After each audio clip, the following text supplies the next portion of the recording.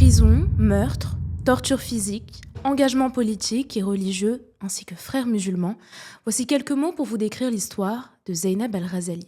Une femme principalement connue pour avoir été une militante et activiste égyptienne, emprisonnée et torturée pour ses idées, témoignant des jours les plus sombres de la dictature nassérienne. À l'âge de 16 ans, elle adhère à l'association féministe de la célèbre militante égyptienne Houda Sha'rawi, mais elle finira par réaliser que cette organisation était beaucoup trop occidentalisée. 2 ans plus tard, à l'âge de 18 ans, elle finira par créer sa propre association, celle des Jamaïat el-Sayyidat el-Muslimat, l'association des femmes musulmanes, comptant des millions d'adhérentes, toutes revendiquant le respect de leurs droits en faisant référence à leur identité musulmane. Porteuses d'un mouvement de libération dans et par l'islam, toutes ces femmes furent nombreuses à s'engager et de toutes les classes sociales. Mais son engouement et son lien avec les frères musulmans dérangent l'autorité égyptienne et le gouvernement de Gamal Nasser, qui incarnait à cette époque-là une idéologie socialiste panarabe laïque dans laquelle il méprisait l'islam et persécutait plusieurs associations musulmanes, dont la sienne. Vous retrouverez également, en barre de description, le lien d'une cagnotte pour venir en aide à une famille palestinienne.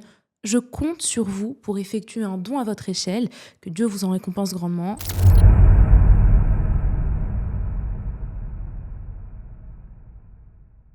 Tout commence un soir d'hiver, en février 1964.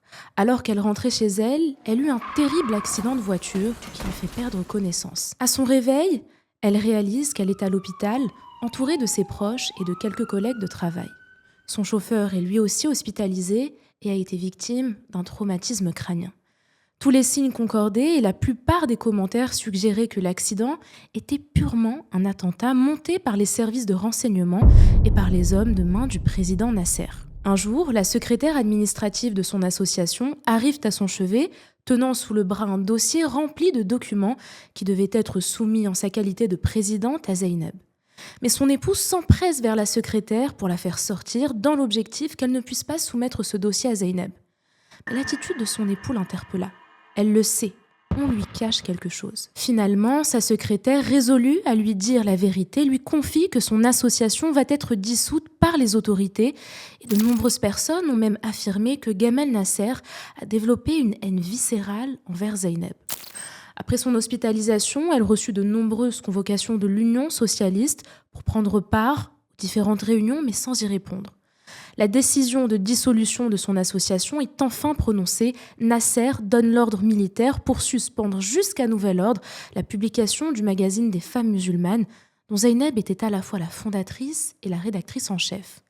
Les hommes de main de Nasser envahirent le secrétariat général des femmes musulmanes. Ils s'emparèrent de tous les documents et mirent à la porte plus d'une centaine d'orphelins que son association avait recueillis et auxquels elle assurait une pension complète jusqu'à l'université. Les réunions de groupe étaient également interdites et les militantes étaient persécutées et menacées en tout lieu et en tout moment. Un jour, une voiture de fonction affiliée au service gouvernemental s'arrête devant sa maison. Un homme qu'elle n'avait jamais vu auparavant se présente à elle comme étant Ahmed Razir, officier des renseignements généraux. Mais 2 souvenirs lui viennent en tête. Le premier est qu'elle a déjà été convoquée au ministère de l'Intérieur pour un entretien avec un individu du nom de Ahmed Razir. La deuxième chose qui l'interpelle est qu'il y a quelques jours, l'homme qui lui a rendu visite se prénommait également Ahmed Razir. Et voilà maintenant un troisième individu qui vient la voir et qui porte également le nom de Ahmed Razir.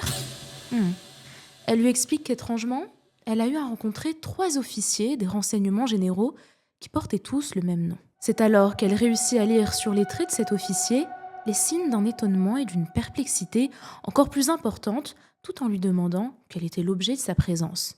Il lui répond que le gouvernement tient vraiment à s'entendre avec son association et qu'ils savent que les frères musulmans les ont dupés et manipulés avec leurs prétendus principes.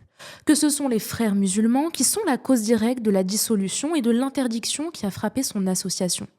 Qu'ils ne sont que des anarchistes et des fauteurs de troubles, mais qu'elle et son association ne sont que des dommages collatéraux. Et ce qu'il attend d'elle, c'est une liste des membres adhérents de l'organisation des frères musulmans.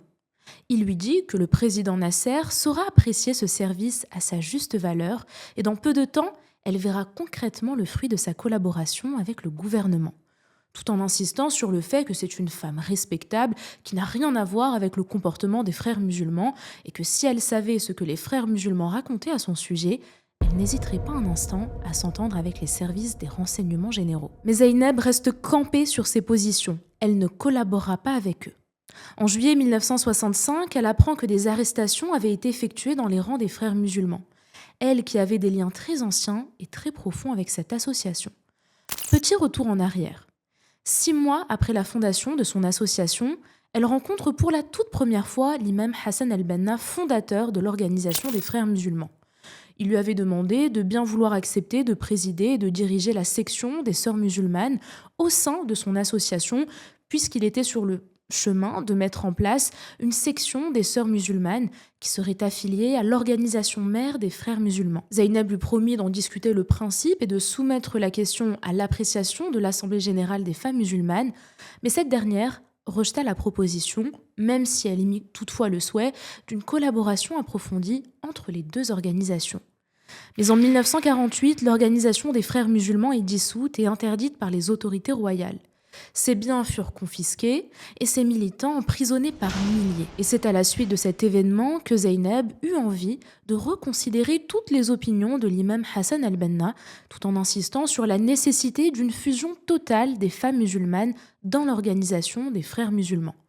Elle prêta un serment d'allégeance à Hassan al-Banna, mais en 1949, il est assassiné. Elle renouvela alors son allégeance à son successeur, un homme du nom de Hassan al-Hudaybi. En 1954, les masques tombent.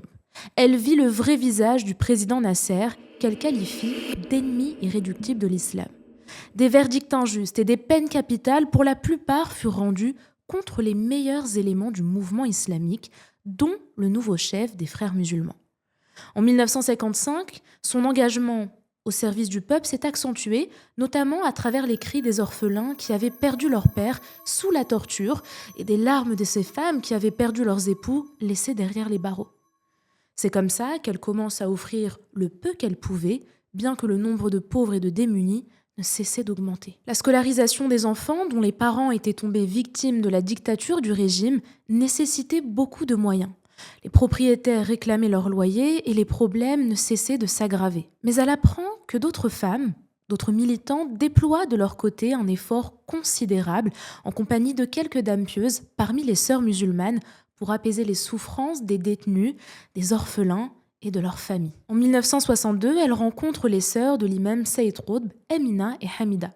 À cette période-là, Saïd Qutb, l'un des plus grands intellectuels des frères musulmans, était lui aussi emprisonné. Mais lorsqu'il sort de prison, des informations leur parviennent, indiquant que sa libération n'était que le prélude d'un plan monté par les services de renseignement du pouvoir nassérien visant à l'assassiner. Des informations finissent par parvenir au sujet d'une ambiance de panique qui animait depuis quelque temps les autorités qui croyaient fermement à l'existence d'un courant de pensée dirigé depuis la prison par l'imam Saïd Qutb et qui était traduit à l'extérieur en action entreprise par le mouvement des frères musulmans, avec l'aide de Abdul Fattah Ismaël et de Zeynep al-Ghazali. Plus tard, Zeynep aura même la confirmation que la CIA, le KGB et l'Organisation sioniste mondiale avaient adressé des rapports détaillés à l'intention du président Gamal Nasser avec des instructions strictes. Celle de prendre la menace islamiste au sérieux afin d'y mettre immédiatement fin.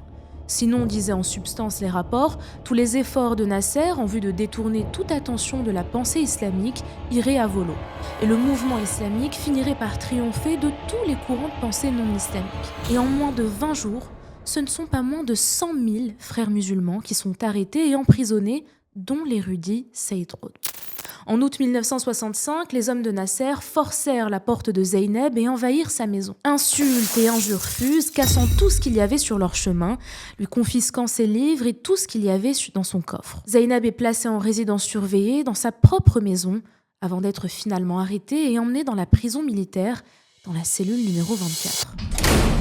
C'est alors qu'apparut un homme, lui tirant violemment le bras tout en lui adressant les pires injures, accompagné de 2 autres vigiles armés de fouets qui l'ont volontairement amené à différents lieux, différents endroits de la prison pour pouvoir entrevoir les sévices des frères musulmans qui étaient en train de subir les pires tortures. Zeynep vit alors des frères accrochés à des plantons suspendus en l'air, leur chair dénudée en train de saigner. D'autres étaient livrés à des chiens dressés pour les achever après avoir subi de multiples coups de fouet. Et d'autres attendaient les yeux bandés leur tour pour subir ces supplices. Des jeunes, tout comme des vieillards, crucifiés, fouettés et torturés affreusement et sans pitié. C'est à ce moment-là que l'homme qui lui tenait le bras la gifle, puis la porte d'une cellule sombre et obscure s'ouvrit, et elle y aperçoit plusieurs chiens qui sautèrent sur elle, dévorant sa chair et enfonçant leurs dents dans son cuir chevelu, ses épaules, son dos, sa poitrine et ses jambes.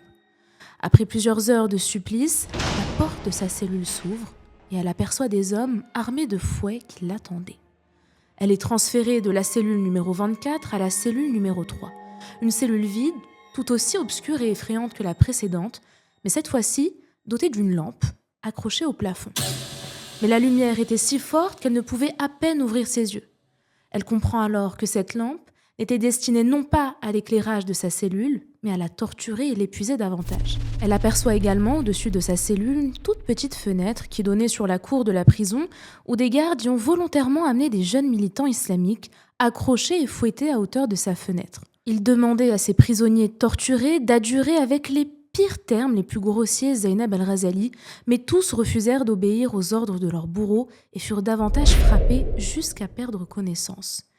6 jours se sont écoulés où elle n'a reçu ni nourriture, ni même l'autorisation d'accéder aux toilettes, et en plein mois d'août, en pleine saison d'été, sous une chaleur brûlante, aucune goutte d'eau ne lui a été donnée. Et ce n'est que 7 jours après son incarcération qu'elle reçoit un morceau de pain immangeable et une tranche de fromage puante.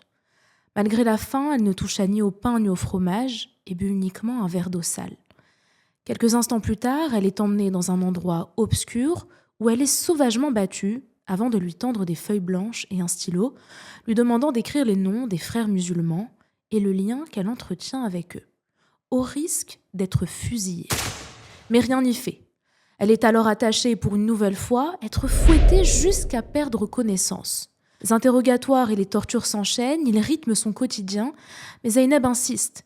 Les frères musulmans n'avaient aucunement pour projet d'assassiner le président Gamal Nasser, ni même l'intention de s'emparer du pouvoir. Leur seul objectif a toujours été de former une génération de musulmans qui connaissent bien leur religion et qui s'y conforment. Mais cette fois-ci, c'est bel et bien le délégué du président de la République qui est venu lui rendre visite, cherchant à lui faire avouer ce qui n'a jamais été de son intention, ni même celle des frères musulmans. Il lui propose une sortie immédiate de la prison, ainsi qu'un poste clé en tant que ministre des Affaires sociales. Bien entendu, si elle collabore avec eux, mais rien n'y fait.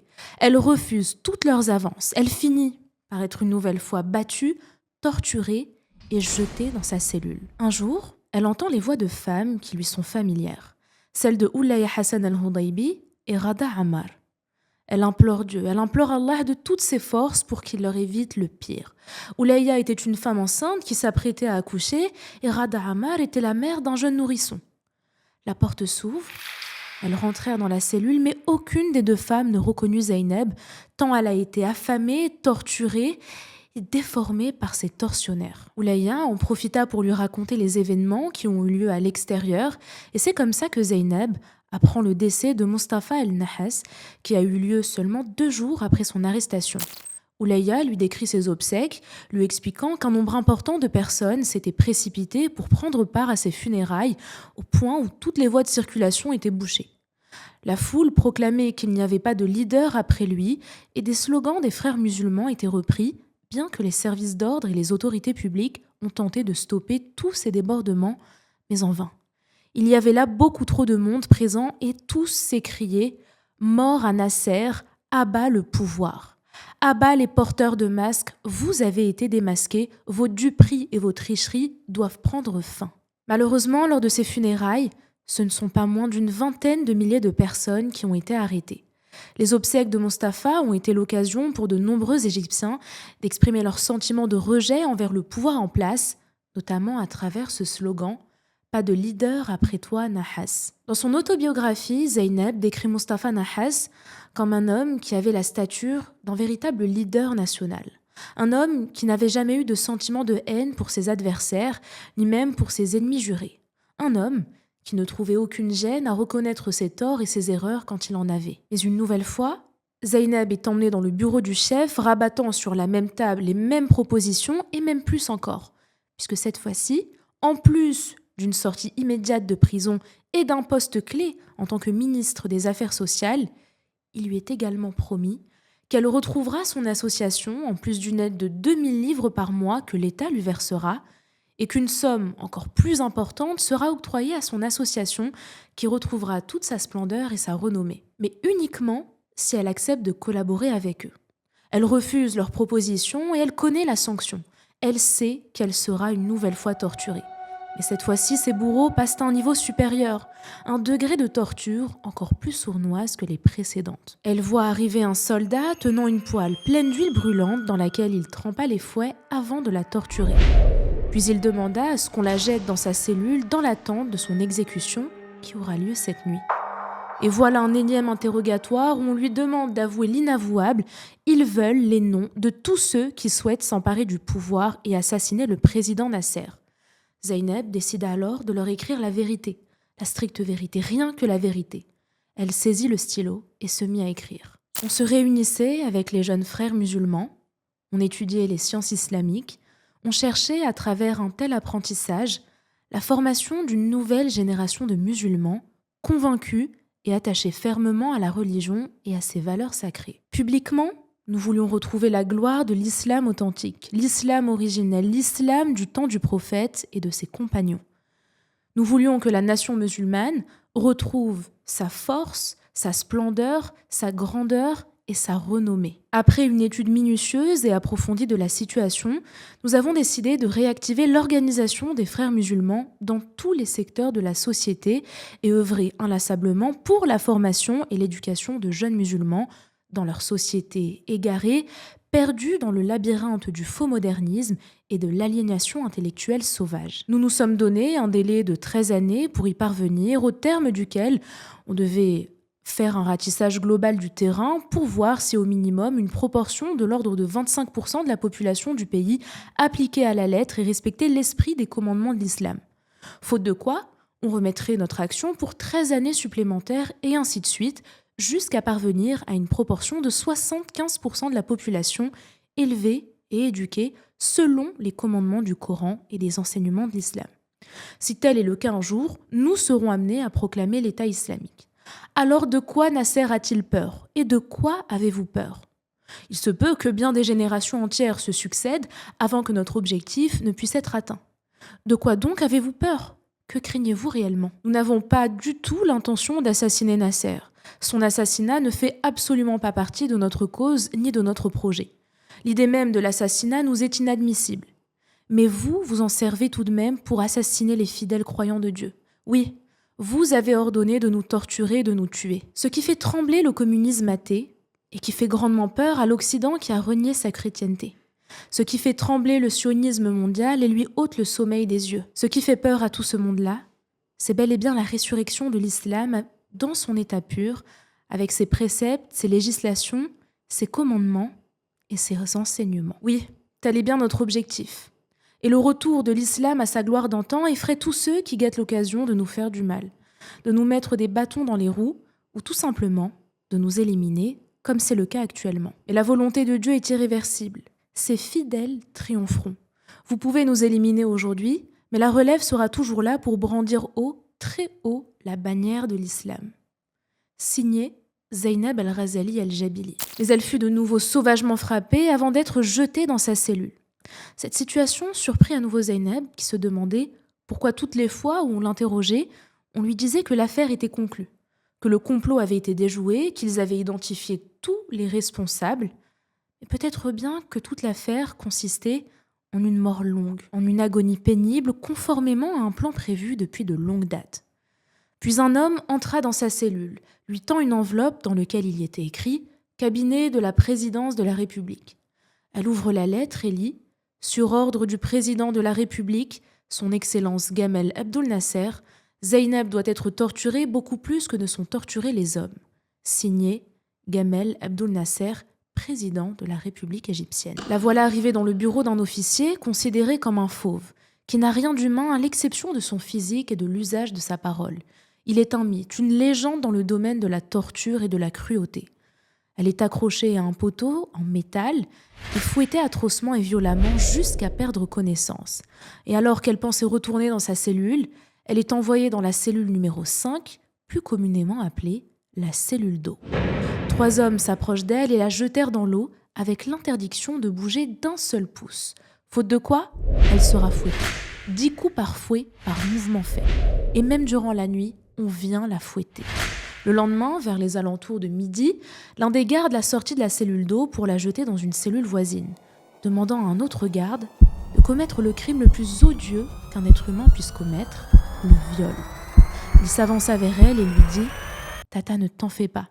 Jamais je ne te ferai de mal, même s'il me découpe en morceaux. » Soudain, la porte de la cellule s'ouvrit violemment, et voilà l'homme qui lui avait ordonné pour mission de la violer, qui se mit à le fouetter et l'injurier de tous les noms pour ne pas avoir appliqué ses consignes. Il est violemment fouetté jusqu'à perdre le pouvoir d'exprimer sa souffrance. Malheureusement, le lendemain, Zeynep apprendra qu'il a finalement été fusillé. Ils décidèrent alors de la remettre dans la cellule maudite, la cellule d'eau, l'abandonnant durant 8 jours, affamée, assoiffée et exténuée par autant de tortures. Son état de santé est arrivé à un stade tellement critique qu'elle avait été envoyée à l'hôpital militaire où elle continuait de se faire torturer. Des soldats lui administraient 500 coups de fouet. Ses bourreaux lui disent « Où est donc ton Dieu que tu ne cesses d'appeler ? Qu'il vienne à ton secours s'il existe réellement. Mais si tu implores l'aide du président Nasser, il te délivrera immédiatement de ton supplice. » Mais morte d'épuisement, elle finit par s'évanouir et à son réveil, elle aperçoit le docteur lui faisant une injection intraveineuse et lui suggérant de boire un petit jus de citron. Mais rebelote, interrogatoire et torture physique pour lui faire avouer l'inavouable. Un jour, à peine sortie de sa cellule d'hôpital, elle aperçoit des photographes. On la fit asseoir sur une chaise et on lui demanda de mettre une jambe par-dessus l'autre et de tenir une cigarette à la main pour être photographiée dans cette position. Mais elle refusa. Il pointe alors un pistolet derrière sa nuque, un autre derrière son dos. Et une nouvelle fois, elle refuse de tenir cette cigarette et dans la main et sur la bouche. Ils l'ont compris, elle ne cédera pas. Elle est alors renvoyée dans sa cellule et rebelote. Chaque jour se ressemble, interrogatoire et torture deviennent son quotidien. Des allers-retours incessants entre sa cellule et l'hôpital où elle ne cessait de frôler la mort. Mais une chose est sûre, elle n'était pas encore au bout de ses surprises. Après avoir été sauvagement torturée, à en perdre connaissance, elle se réveille, toujours à terre, tel un cadavre raide mort. Elle regarde autour d'elle et elle aperçoit le président Gamal Nasser en personne. Les gardes la posent sur une chaise, puis pleuvent les coups de fouet. Mais le médecin et l'un des officiers présents demandent à ce que la torture s'arrête, car ils la veulent vivante pour qu'elle puisse témoigner devant le tribunal. Elle est alors transférée à l'hôpital, sombrant dans un profond coma qui durera 3 jours. À son réveil, elle est emmenée pour un nouvel interrogatoire où elle est torturée et soumise à de nombreux mensonges et chantages, lui disant que tous les acteurs clés de l'association des frères musulmans sont passés aux aveux, qu'ils ont reconnu leurs torts, qu'ils se sont excusés et qu'elle est la seule à s'entêter à ne rien leur avouer, se sacrifiant pour des gens qui ne méritent pas son sacrifice et qui, à la première occasion, n'ont pas hésité à la renier et l'insulter. Il lui tend alors une nouvelle fois une feuille et un stylo, ainsi qu'un jus de citron, et lui dit qu'il repassera d'ici quelques heures. Mais lorsqu'il s'est mis à lire les feuilles, il s'écria qu'on lui administre 1 millier de coups de fouet. Puisque dans cette lettre, Zeynep continua de proclamer leur innocence. Ces tortionnaires s'approchent d'elle et lui disent « Cette fois-ci, tu n'échapperas pas à la peine de mort. » Le lendemain, arrivé au parquet face au juge, son interrogatoire commence. Mais une petite chose alerta Zeynep. Ses réponses étaient courtes et se limitaient qu'à quelques mots, mais le magistrat remplit de longues pages. Elle lui demanda pourquoi écrit-il plus de choses que ce qu'elle ne lui disait. Il lui répond qu'il le fait pour l'aider, car tout ce qu'elle dira sera soumis au président Nasser qui leur a exigé que les propos de Zeynep lui soient régulièrement apportés. Mais elle insiste pour que ses propos ne soient nullement modifiés. Le magistrat lui répond alors qu'il prendra le soin de tout lui lire avant qu'elle puisse signer ses papiers. Mais Zeynep prit la décision de ne même plus répondre à ses questions, du moment où il écrit ce que bon lui semble. L'instruction est bouclée et elle est renvoyée au service de torture dans la prison militaire pour y être une nouvelle fois interrogée et torturée. Voilà 1 an 1 an qu'elle est détenue en prison, torturée, affamée et loin de ses proches. En 1 an, elle n'a reçu de la nourriture que 3 mois avant son procès et uniquement par crainte qu'elle rende le dernier soupir avant de comparaître devant le tribunal. Mais elle n'est pas au bout de ses surprises, puisqu'elle finira par apprendre, par le biais de sa sœur et de sa mère, qui lui ont rendu visite dans sa cellule quelques jours avant son procès. Elle apprend que depuis les premiers jours de sa détention, les soldats disaient à sa famille que Zeynep demandait à sa famille de lui apporter des fruits, des médicaments et des vêtements neufs. Mais en 1 an de détention, elle n'a ni reçu médicaments, ni fruits, ni vêtements neufs. C'était bel et bien un complot. La famille des torturés était manipulée à l'extérieur. Leur objectif était de faire croire aux familles des détenus qu'ils les traitaient dignement. Tout cela n'était que mensonge. Surtout lorsque la torture subie n'avait aucune limite. La veille de son procès, elle est appelée au bureau de ses tortionnaires qui lui disent qu'elle ne devra en aucun cas contester une quelconque affirmation de l'instruction et que si devant le tribunal, elle affirme qu'elle a été piégée par les frères musulmans et qu'elle exprime des regrets, les juges lui accorderont des circonstances atténuantes. Sans oublier l'immense récompense du président Nasser qui l'attend. Le 17 mai 1966, Zeynep et Hamida sont emmenés au tribunal et placés sur le banc des accusés. La cour est présidée par le général Dagawi en compagnie du procureur de la République et de l'avocat général. Et face à eux, quelques journalistes. Mais l'un d'entre eux retient l'attention de Zeynep. Un certain Abdul Azim. Elle le sait, elle l'a déjà vu auparavant, car il venait très souvent faire des enquêtes et des reportages sur les activités du secrétariat général des femmes musulmanes. Zeynep s'approcha de lui et lui dit « Je vous prie de bien vouloir conserver ces photos. Peut-être qu'un jour, nous en aurons besoin, et peut-être que ce jour est très proche. » Chose à laquelle l'homme lui répond « Entendu ». Ce fut là un geste très courageux de sa part, bien que ça ne l'a pas empêché de se montrer quelque peu troublé et craintif. Mais quelques minutes plus tard, elle ne le voit plus dans la salle du tribunal. Le procès va commencer, et Zeynep y est appelée. Elle sort du banc des accusés pour répondre à ses questions. Des questions qui n'avaient absolument rien à voir avec ses déclarations, puisque lors de ses interrogatoires, elle n'a cessé de leur rétorquer qu'elle n'avait jamais dit cela durant l'instruction. D'interminables intentions calomnieuses lui sont attribuées avant de retourner sur le banc des accusés. Puis ce fut au tour de Hamida de répondre aux questions du général. Lorsque la séance prit fin, les 2 femmes retournèrent à nouveau dans la prison où chacune d'elles retrouva sa cellule. Mais quelque temps plus tard, on la rappela pour un énième interrogatoire qui conduira, comme à son habitude, à des tortures physiques et morales. Le jour du verdict arriva, on fit sortir Zeynep et Hamida de la prison pour les emmener au tribunal. C'est alors qu'un officier s'écria « Zeynep, 25 ans de travaux forcés avec confiscation de tous les biens. Hamida, 10 ans de travaux forcés. » Soulagées et joyeuses, elles se prennent dans les bras, répétant « Dieu est grand, louange à Dieu, vive la cause de l'islam. » Arrivées devant la cour du tribunal, elles y retrouvèrent les frères du parquet, dans des fourgonnettes, et souhaitant connaître leur peine, les frères leur ont demandé « Alors, combien avez-vous tous 2 écopé ?» Elle leur répond « 25 ans de travaux forcés pour moi et 10 ans pour Hamida. » À leur tour, elles voulurent connaître le sort des frères, mais on leur répond qu'ils sont des martyrs. Elles comprennent alors qu'ils ont été condamnés à la peine capitale, la peine de mort.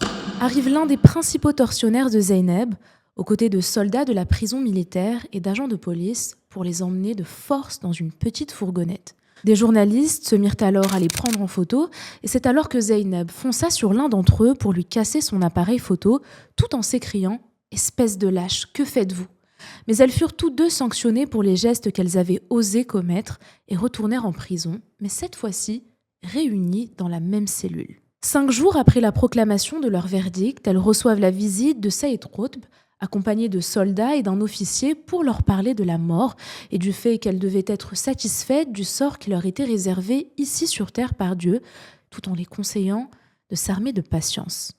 La veille de l'exécution de Saïd Qutb, les soldats convoquèrent Hamida, sa sœur, pour lui montrer la décision d'exécution et son approbation par le président Nasser, tout en lui disant que le gouvernement est tout de même disposé à revenir sur ce jugement si son frère accepte de collaborer avec les autorités, mais surtout que la disparition de son frère serait une perte pour le pays. Quelques mots de sa part suffiraient à la sauver du peloton d'exécution et personne d'autre que elle ne peut le convaincre. Il souhaiterait que Saïd Qutb leur dise que le mouvement des frères musulmans était bel et bien lié à un certain parti. Et s'il le fait, elle sera immédiatement libérée et lui sera affranchi par décision médicale. Mais elle leur répondit qu'ils savent très bien que les frères musulmans n'avaient aucun lien avec quiconque. L'homme lui répond « Je sais. Je sais et tout le monde le sait que vous êtes les seuls en Égypte à travailler pour le bien de la religion. » Une fois arrivée en face de son frère, elle lui explique ce pourquoi elle est réellement là et ce que les soldats attendent d'elle. Mais Hamida le sait. C'est la dernière fois qu'elle verra son frère. Quelques jours plus tard, les exécutions ont lieu. C'est ainsi que le célèbre imam et intellectuel Saïd Qutb, ainsi qu'Abdul Fattah Ismaël et Mohamed Hawesh meurent en martyrs pour la cause de l'islam. Cette situation est très douloureuse pour les deux femmes, mais elles le savent. Elles doivent s'armer de patience et être encore plus fortes. De son côté, Zeynep, immédiatement après la proclamation de son verdict, demande à faire venir son époux. Mais il n'est jamais venu malgré son insistance. Elle le sait. Elle sait que quelque chose cloche. Elle qui voulait le libérer de ses engagements d'époux après avoir été condamnée à 25 années de travaux forcés. Un vendredi, elle reçut les journaux du matin. En les feuilletant, elle est tombée sur l'avis de décès de son époux. Le choc était tel qu'elle ne put s'empêcher d'éclater en sanglots jusqu'à perdre connaissance. Et ce n'est que lorsqu'elle reçoit la visite de sa famille qu'elle apprend que Nasser et ses hommes de main avaient demandé à son époux de choisir entre se séparer de Zeynep par le divorce ou être lui aussi emprisonné dans la prison militaire. Il demanda qu'on lui accorde un délai de 2 semaines pour y réfléchir, bien que sa demande a été refusée. Ils lui ont même apporté un officier de service matrimonial pour rédiger l'acte de divorce, mais sous la contrainte, il finira par signer l'acte de divorce tout en proclamant « Que Dieu me soit témoin que je n'ai pas répudié mon épouse Zeynep. Je vais mourir, laissez-moi mourir dignement. Je veux que mon épouse Zeynep demeure ma femme. » C'est un homme malade, et après l'annonce du verdict de son épouse, il devint à moitié paralysé. Peu de temps après la signature forcée de l'acte de divorce, il rendit son dernier soupir. Cet homme pieux, dont les qualités étaient même louées par Hamza Bassiouni, l'un des principaux tortionnaires de son épouse. Et je tiens à vous partager son nom, je tiens à vous donner son nom. Il s'appelait Ahmed Salem, et comme vous l'aurez compris, elle n'a malheureusement pas pu être présente pour les obsèques de son époux. Et le 5 juin 1967, l'épreuve de la prison militaire prit fin quand Nasser a décidé de la faire évacuer de la prison militaire pour y mettre ses agents, ses hommes et ses proches collaborateurs. En fin d'après-midi, l'un des principaux tortionnaires de Zeynep entra dans leur cellule, telle une bête enragée, et se mit à la frapper jusqu'à ce qu'elle perde connaissance. Puis des soldats arrivèrent et font sortir les deux femmes de leur cellule, les faisant monter dans une petite fourgonnette de l'armée remplie de gardes, d'officiers et de soldats. Zeynep le sait. Au plus profond d'elle-même, elle en est convaincue. Elle sera amenée devant le peloton d'exécution. C'était ce que lui disait son tortionnaire lorsqu'il l'a frappée jusqu'avant qu'elle ne perde connaissance. La fourgonnette s'arrête, la porte s'ouvre, et les voilà devant la prison pour femmes d'Al-Kanater. Une gardienne les fait entrer dans leur nouvelle cellule qui n'avait même pas de porte. Plus tard, Zeynep apprendra que les autres prisonnières étaient condamnées pour des délits pénaux tels que le vol ou la prostitution. Le lendemain, Zeynep demanda un entretien avec le directeur du pénitencier et 1 heure plus tard, la surveillante vint toutes deux les récupérer. À peine entrés dans le bureau du directeur, il leur dit « La cantine est interdite, les visites aussi, vous ne jouissez d'aucun des droits reconnus aux prisonnières ordinaires et cette situation restera ainsi jusqu'à ce qu'on reçoive de nouveaux ordres. » Zeynep lui rétorqua qu'elles n'ont pas demandé à le voir pour cela. Elles, ce qu'elles souhaitent, c'est de changer de cellule. Elles veulent d'une cellule avec une porte et non pas d'une cage qui ne conviendrait même pas à un animal. Mais il leur répond qu'il est le directeur de cette prison et qu'elles ne sont que des prisonnières. Puis il se leva et ordonna qu'elles quittent son bureau. Quelques instants plus tard, il rappela la surveillante et lui demanda d'amener les femmes pour leur faire changer de cellule. Elle monte les marches d'un escalier qui les conduit dans un grand dortoir où il y avait une 20aine de lits. 1 heure après, la surveillante chargée de ce secteur les plaça parmi un groupe de femmes qu'on appelait « livraison ». Plus tard, elles comprendront qu'il s'agissait de femmes perdues dans une société sans foi ni âme qu'on décida de parquer dans des prisons pour ne plus avoir à se soucier de leur sort. C'est à ce moment-là précis que la surveillante, se tenant devant une pièce, s'écria « La livraison d'aujourd'hui est de 45. 25 mendiantes, 15 prostituées, 3 pickpockets et 2 politiques. » Elles vécurent ainsi longtemps dans cette cellule où la porte ne s'ouvrait que rarement.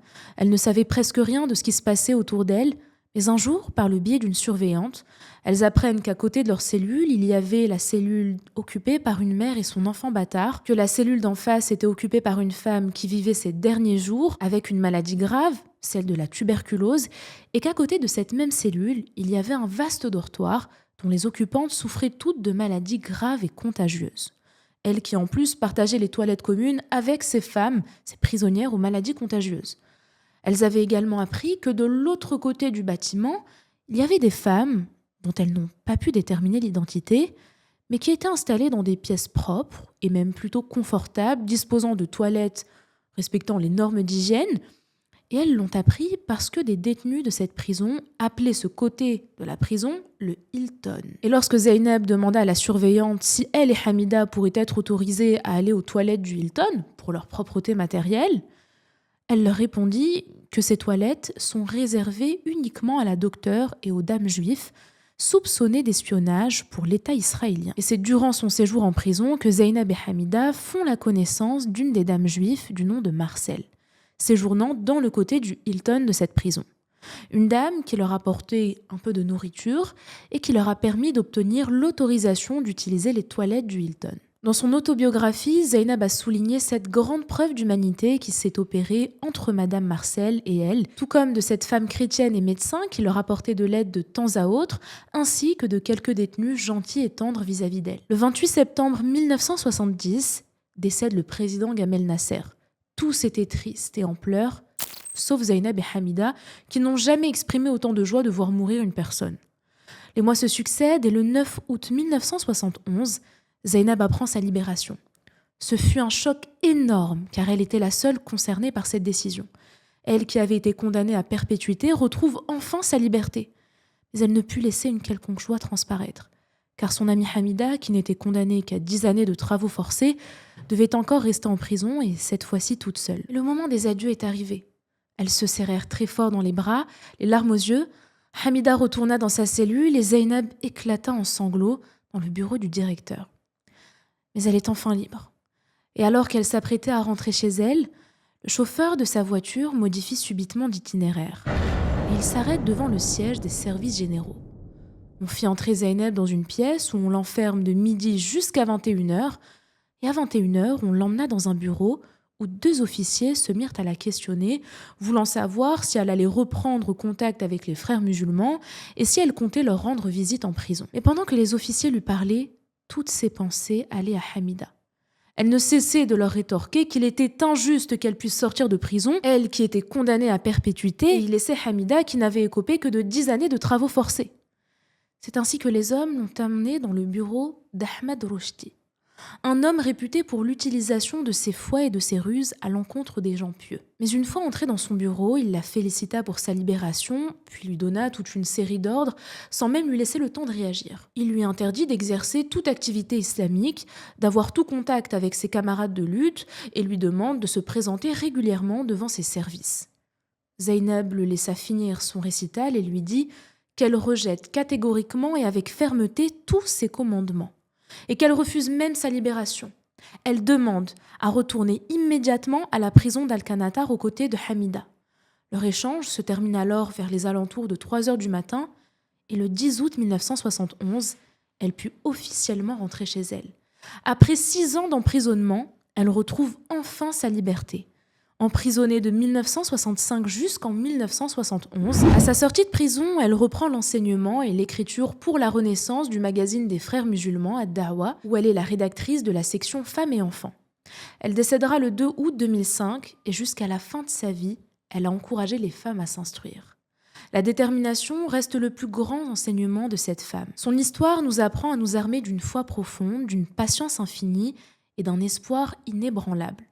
L'enseignement le plus déterminant de ces années de douleur, malgré la répression, et alors que tout les poussait à la radicalisation, ils ont fait confiance à Dieu et consenti à nos enseignements islamiques d'amour, de calme, de douceur et de patience, tout en refusant de tomber dans le piège tendu par les grandes puissances et les dictatures locales qui voudraient les voir verser dans le fanatisme, l'action armée et le rejet inconditionnel de l'Occident. Nombreux sont ceux qui ont compris que la haine qu'on voulait susciter en eux était l'allié de l'oppression qu'on leur infligeait. Tous les propos tenus dans cette vidéo sont les propos de Zainab elle-même, des propos que vous retrouverez dans son ouvrage Ayam min Hayati, des jours de ma vie. J'espère que ce nouveau format vous a plu. Faites-le moi savoir dans l'espace commentaire. N'oubliez pas de vous abonner, c'est très important pour me soutenir, de laisser un like, un commentaire, de partager cette vidéo. Je compte sur vous pour effectuer un don à votre échelle, le lien de la cagnotte en barre de description, ainsi que le lien de tous mes réseaux sociaux. Quant à nous, on se retrouve bientôt dans un prochain épisode qui mettra en lumière l'une des plus grandes femmes d'Afrique de l'Ouest.